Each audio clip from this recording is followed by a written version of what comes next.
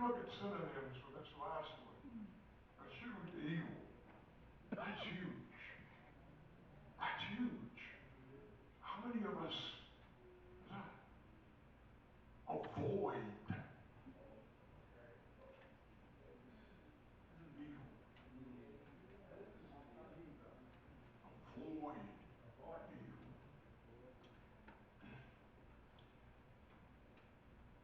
Escape evil.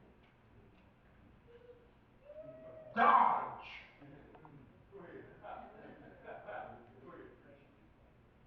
evil. And the list goes on. Perfect.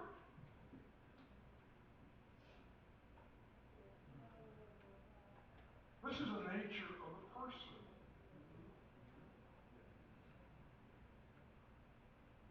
That's verse 1.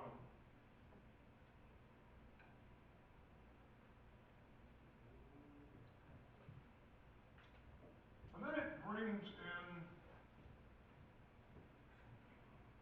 another piece here in verse 6. I want you to understand, God's depending on you. He is depending on you.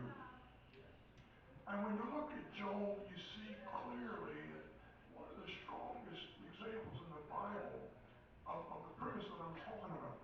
God's depending on you. I know we have a lot of things that happen to us. Life is full of highs and lows. And sometimes there's not much in between. It's high and it's low. It's high and low. You think, God, give me some middle ground. No, for the next 5 years, it's high and low. And in all those categories, God is depending on you.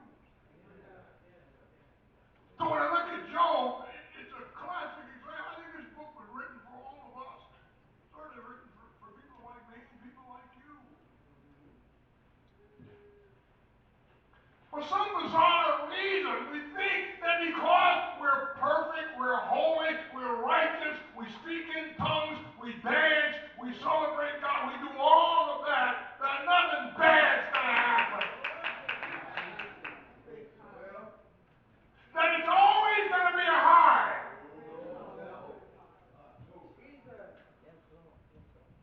Job had money in the bank. I'm speaking metaphorically here in language pertaining to our time. He had money in the bank. He had assets. He had a wonderful family. He had good health. He had everything going for him. It was a high.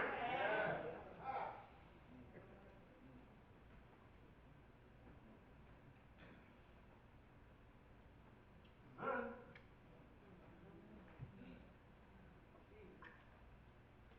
verse 6.